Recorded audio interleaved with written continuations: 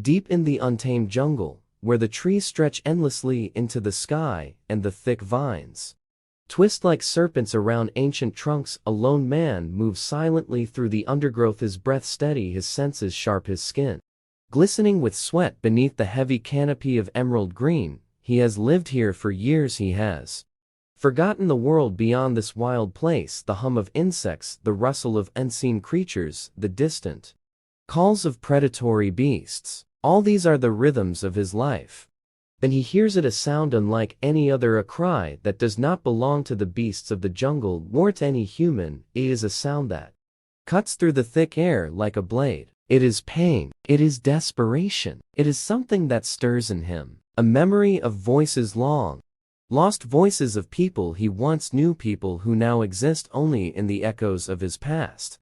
His feet move before his mind can process, his instincts guiding him toward the source. He pushes through thorn bushes, ignoring the scrapes against his skin. His heartbeat pounds against his ribs like a war drum. His breath comes quick and shallow. He follows the sound, the raw cry of agony, growing louder with each step, until at last he finds her. She is unlike anything he has ever seen. Her body shimmers beneath the dappled sunlight, her form humanoid, yet not quite, her skin smooth and iridescent, shifting through colors he cannot name, her limbs slender and long, her eyes large and filled with something that sends a jolt through his chest, fear and intelligence, and something else, something he cannot place. She is caught, a cruel metal trap biting into her leg, its jagged teeth glinting with fresh blood.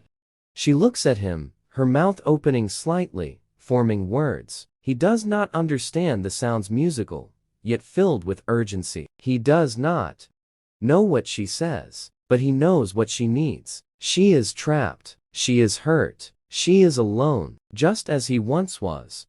He moves cautiously closer, hands raised in peace. Her body tenses, but she does not fight him as he kneels beside the trap. His fingers work the mechanism, rusted and cruel. He knows these traps. They do not belong to the jungle. They are the work of those who come to take, to destroy, to claim what is not theirs. Anger coils in his gut, but he shoves it aside. Now is not the time for rage. Now is the time for action.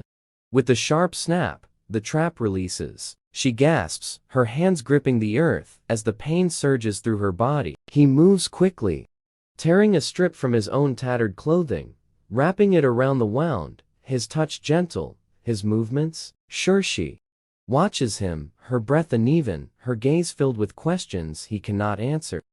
For a moment, they sit in silence, the jungle breathing around them, the connection between them, a fragile thread woven from pain and survival. She speaks again, softer now, her voice like the rustling of leaves. He shakes his head, a small, sad smile ghosting across his lips. He does not understand her words, but he understands her gratitude. He helps her stand, her weight uncertain beneath her. She leans against him, and he does not pull away. Together, they take a step, then another, moving deeper into the heart of the jungle, where the wild things roam and the laws of men do not reach.